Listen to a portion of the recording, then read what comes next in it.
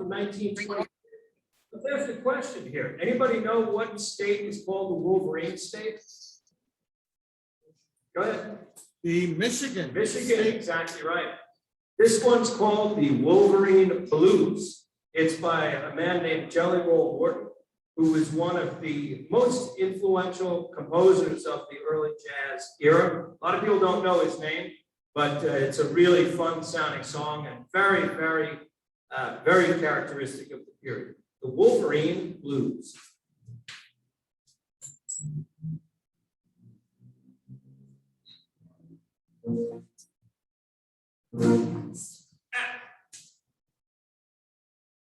One, two, one, two.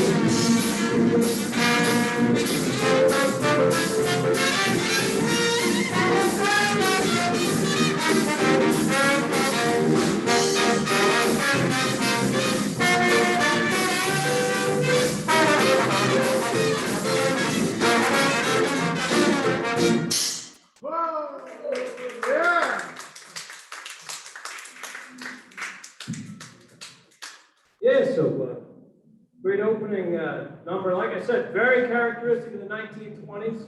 And Jelly Roll Morton, even though many people haven't heard of him, was one of the original greats. Keyboard player who actually got his start in brothels when he was 14 years old. Seriously, no joke. And then became a composer afterwards. All right, so we're going to go to, let's ask another state question. What is the Hoosier state? Anybody know what the Hoosier state is? Indiana. So our next song is called Back Home Again in Indiana. So this song dates to 1917, but it was also very popular throughout the 1920s. It's what's called the Tin Pan Alley pop song. Anybody ever heard? I'm sure you've heard of Tin Pan Alley. Anybody know why they called it Tin Pan Alley? Because in New York City, where it was, you had all these music stores where they sold cheap music, and what you had is people playing like out of tune pianos, different songs coming from every single window, and it sounded like people clattering tin pans. So they called it Tin Pan Alley because it was like this terrible cacophony of different kinds of music coming out at the same time. Anyway, back again in Indiana.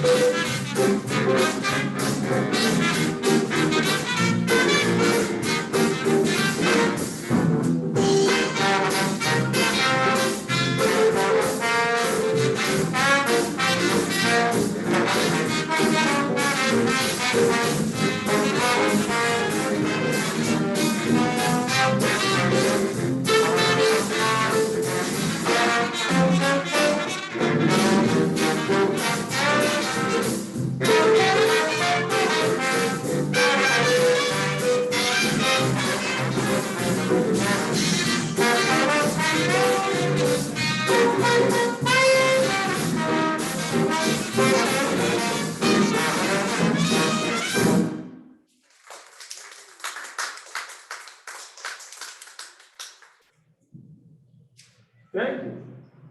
Back home again in Indiana. All right, so we're going to come to now a song that there's probably more, well, you might actually know that song. Our next song is from 1928, and it starts with the words, "I've just found joy. I was happy as a baby boy with a brand new choo-choo toy." Anybody have any idea what song I'm referring to? Sweet Lorraine. If you said Sweet Lorraine, you're absolutely right. If your name is Lorraine, it's dedicated to you too. Yes, that's right.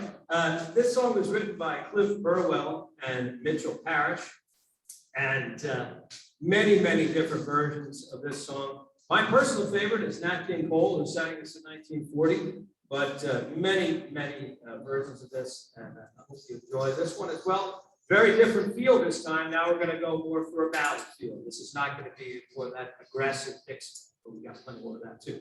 Sweet Lorraine.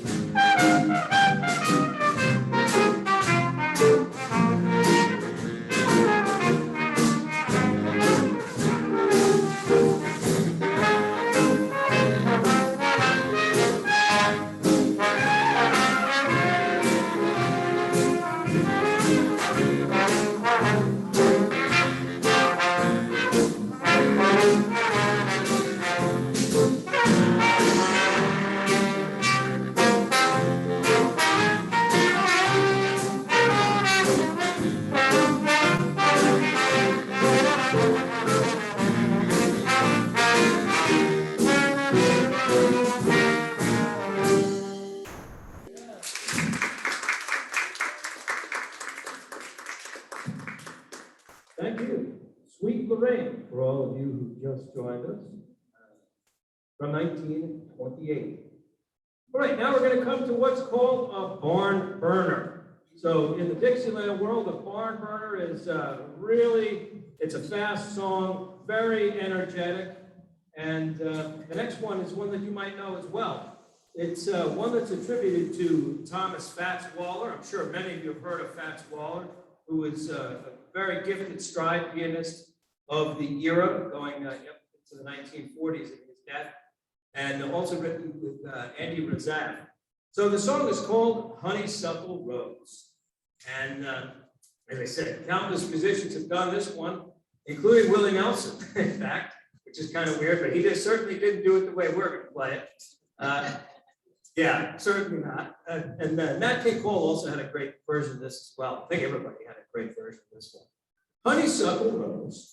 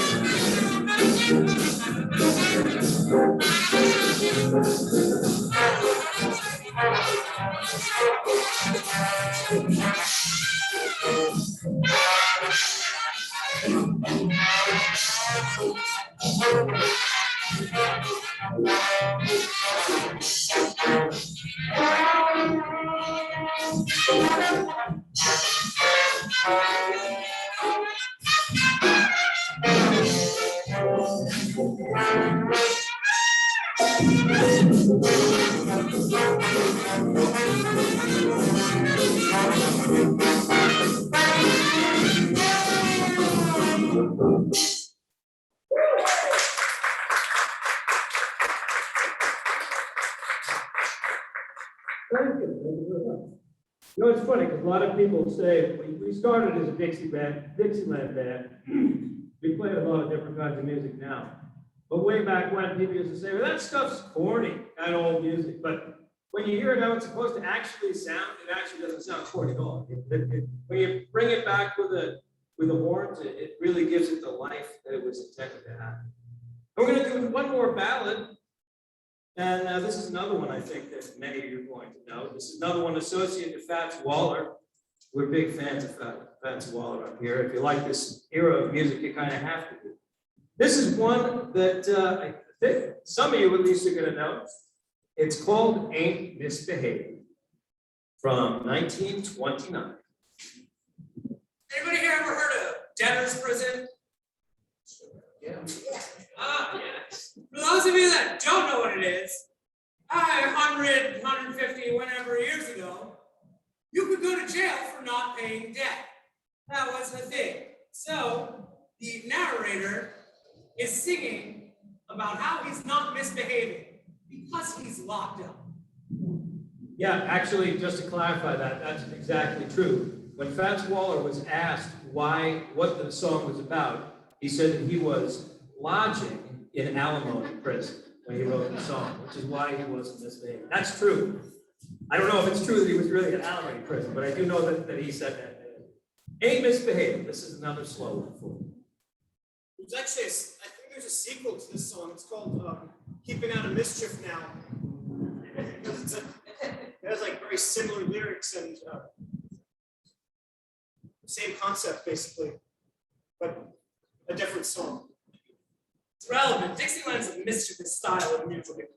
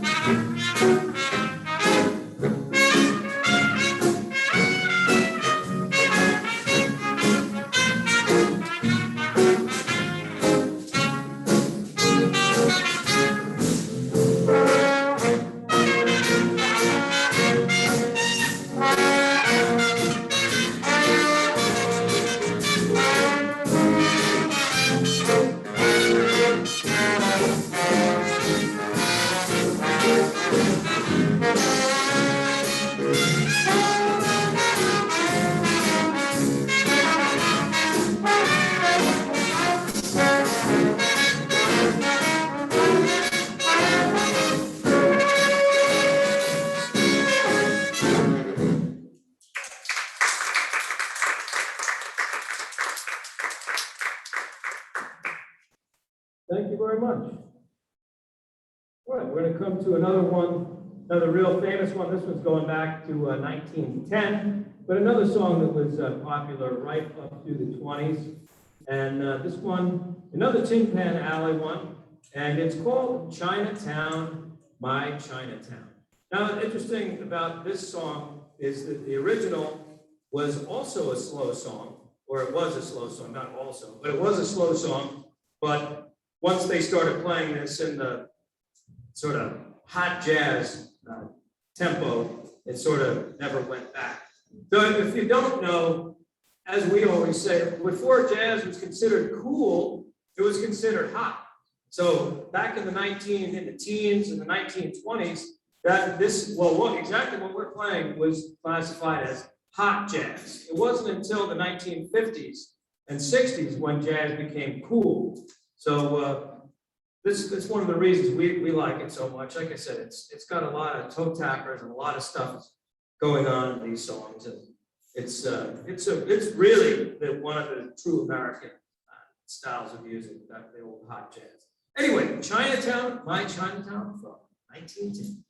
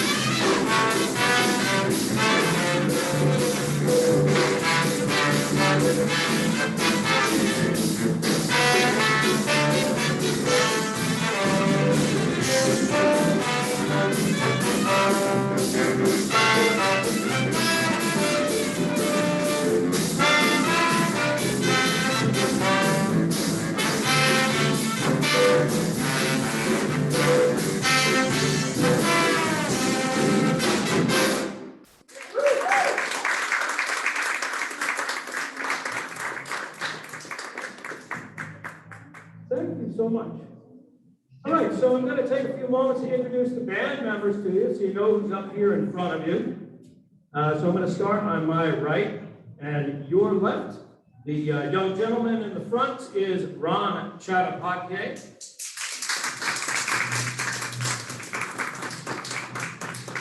Ron is playing the baritone saxophone, which actually was fairly common in the 1920s. I'm kind of standing over here so you can see too. That's a fairly common instrument in the 1920s. Big Spider back his band definitely had a baritone saxophone. Ron is a teacher in the school system, not in West Orange. He's in Woodbridge, and he was a music major from Rowan University. Let's give it one more round of applause.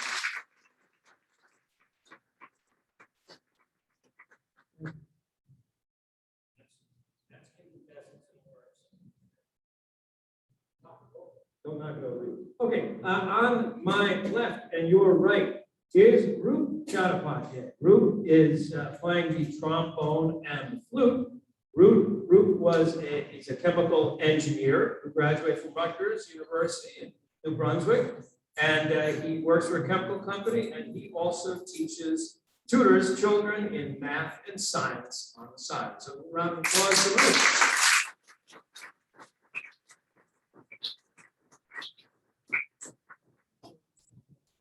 Front and center of the band is the guy whose name is on the stands, Florian Schantz.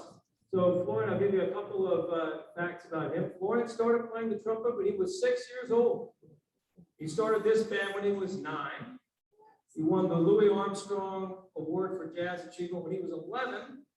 And last year, he played his 500th career performance at the Carnegie Library, in fact, not too far from here. But Florian had 500 gigs, now almost 550. Florian is an extremely busy young man, and he's currently studying at Kane University, and he's on a full 4-year scholarship for music.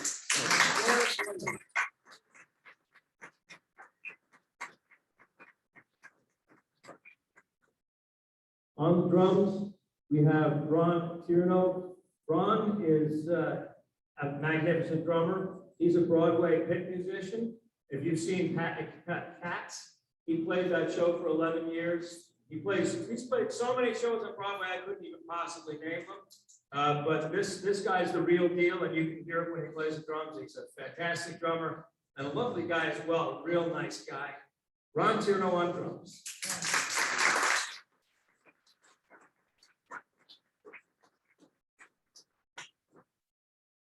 In case you're wondering, the guy in the back here with the guitar is, my name is Lowell Schantz. Yes, my name is the same as Florian because I am his father. He only came because he drove me here. Paid no attention to the man behind the curtain. Exactly. Thanks a lot. Just kidding. So I'm here on the guitar and holding down the rhythm with Ron. So that's the band. So hope you're enjoying everything.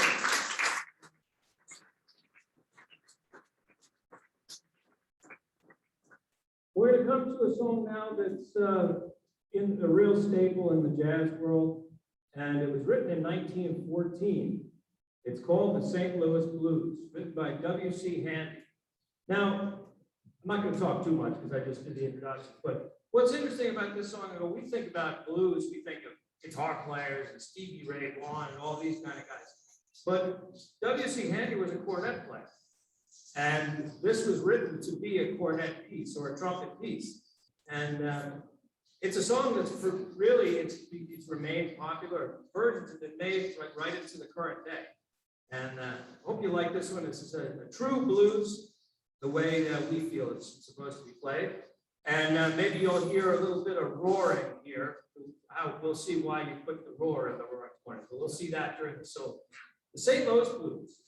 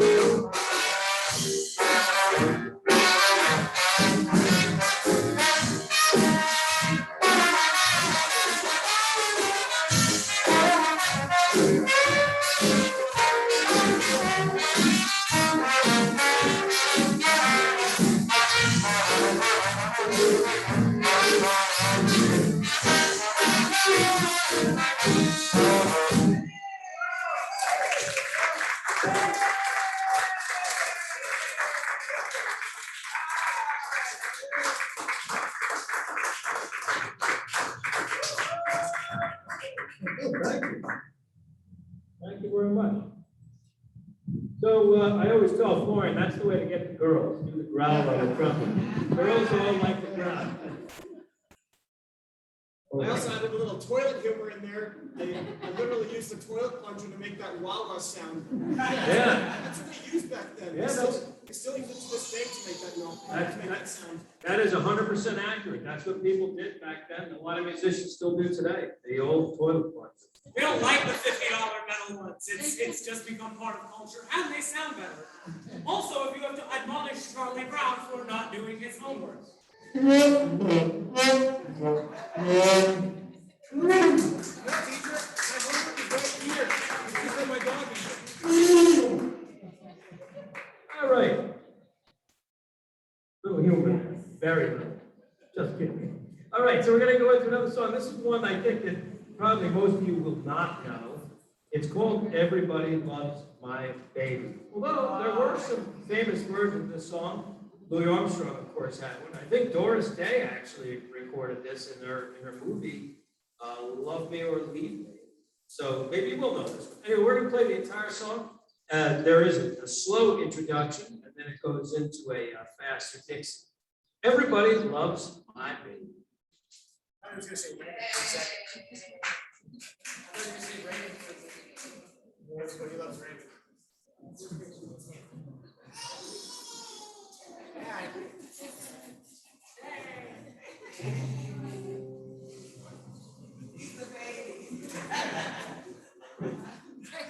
Feels like they're talking about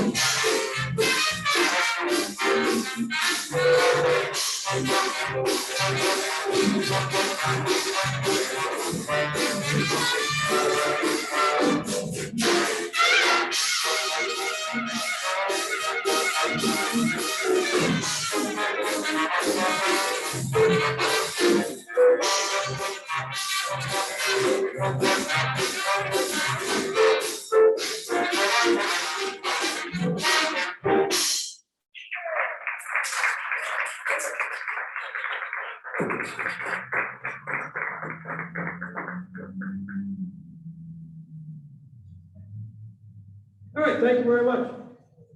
Now we're going to go with another song. This one was written in 1914, but another, and in fact, this is a ragtime song that we're going to play, but it's another one that was popular up through the 1920s, and it's called That's a Plenty.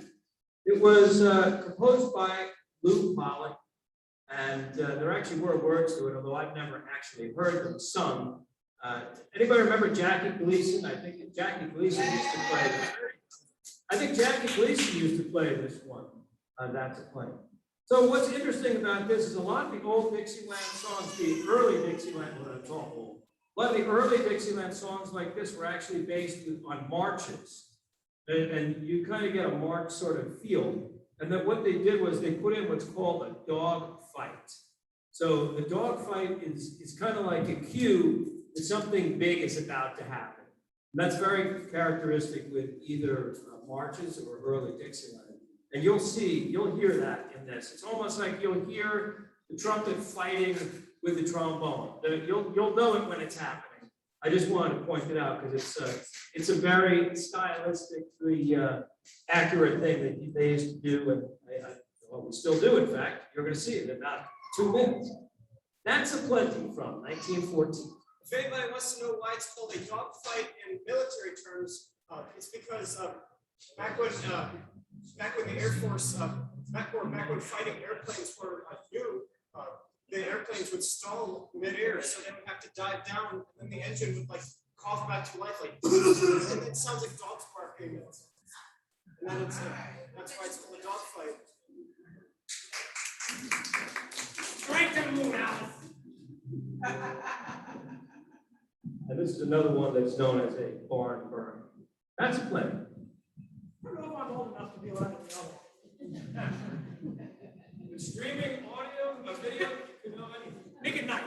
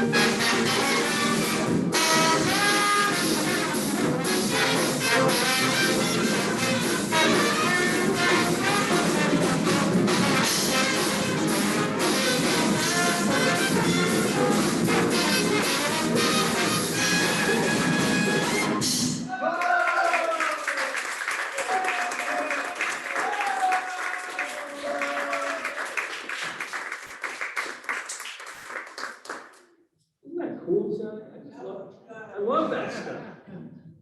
And you heard the dog fight, right? Da, da, da, da, da, da. That's announcing that something big is about to happen. That's if you ever hear it in an old song, now you'll know what to call it.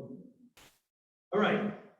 So we're going to come to another song from 1917, and this is one I think all of you are going to, well, most of you are going to know.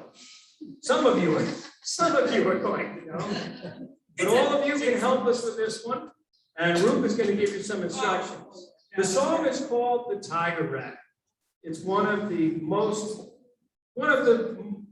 well-known jazz standards of the early jazz period. And go ahead, Ruth, why don't you give them some instructions, and I will take a drink of water while you're doing so. It's been a while since we took this book out. It just gets harder and faster and louder to the end of the show. And I'm going to need the audience's help on this one. So one of our most common audiences is libraries. So we have a lot of fun with this. Screaming inside a library is fun for everyone involved. Or outside in this case. Outside in this case. So, Can we scream inside the library from outside? oh, I'm sure you can. We do this often. So Munchkins particularly, we're going to need your help. You guys are the ones that are good at shouting. The biggies too, we want everybody to do it. We want everyone to shout, "Hold that tiger." Who knows the song by a show of hands? Everybody, so y'all listen around to like this half of the audience is gonna know what they're doing. Whenever you hear,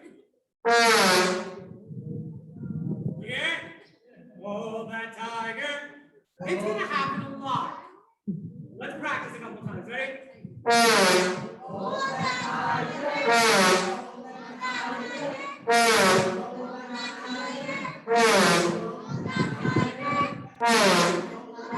It's gonna happen a lot. I think they got it. Be ready. Uh-oh, but what happens when you hear this? I'm not sure. Oh, Matt. One of these plus one of these equals one of those. Louis Armstrong used to play that, like, not in a silly way either. He'd pick it up and take a solo on it. Yeah, this is an actual instrument. It's not just a sound effect. The professional slide whistle. Anyway, let's get into the Tiger Rat. Right.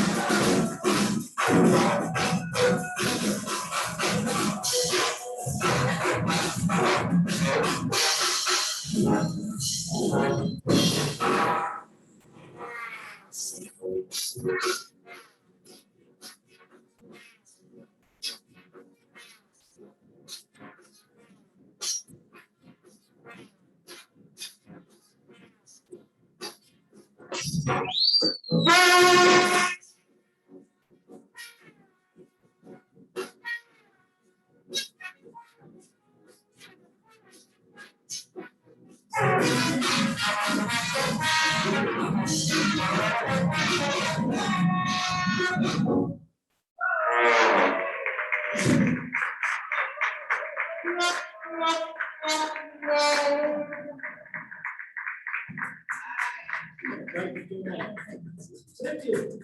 So we're out of time, but the big microphone more? Yeah. Everybody wants one more? Yeah.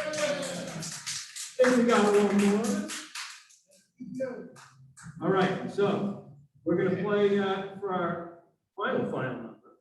And it's called, well, the song I think all of you are gonna know. It's called When the Saints Go Marching In. And we're gonna play this in the traditional New Orleans style, where there's a dirge introduction. The idea kind of is that 7 people go to the cemetery and 6 come back, and it's a very sad moment, and they're playing the dirge. And then afterwards, you can think of the rebirth. You would just think it's the positive side of the song. You can think anything you want. People have interpreted it that way, but you don't have to.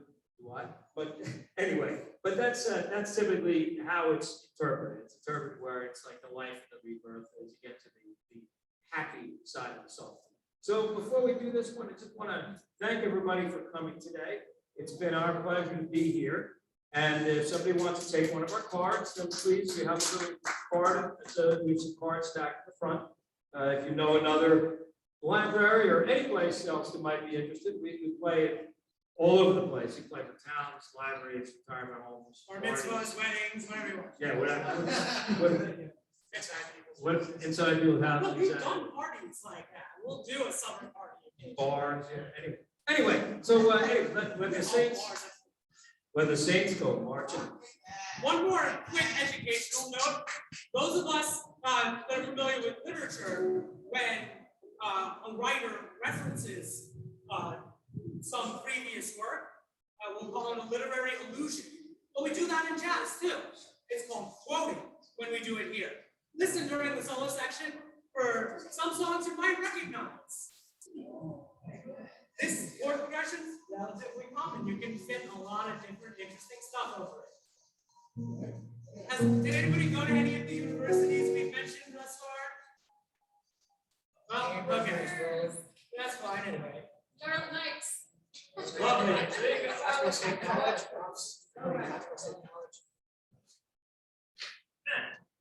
Oh, dear. No, wait. All right, I was talking. Not too working. All right, there we go. 1, 2.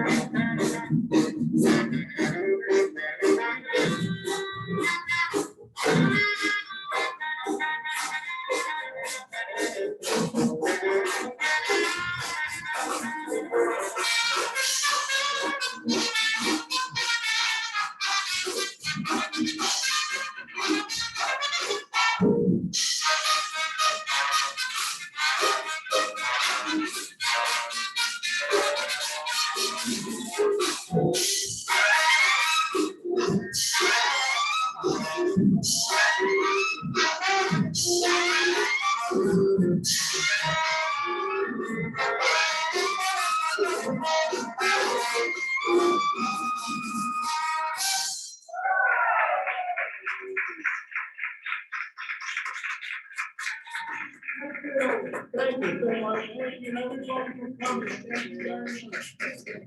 Thank you. Everybody, we wish you a wonderful weekend. And if you have any questions for us in the band, then please don't hesitate. We're all fully vaccinated. So if you have a question, then come up and ask us and we'll listen. Anyway, till next time, from Ron, Luke, Florian, Ron, and Lowell, we wish you a great weekend and hope to see you soon. Thank you. All right.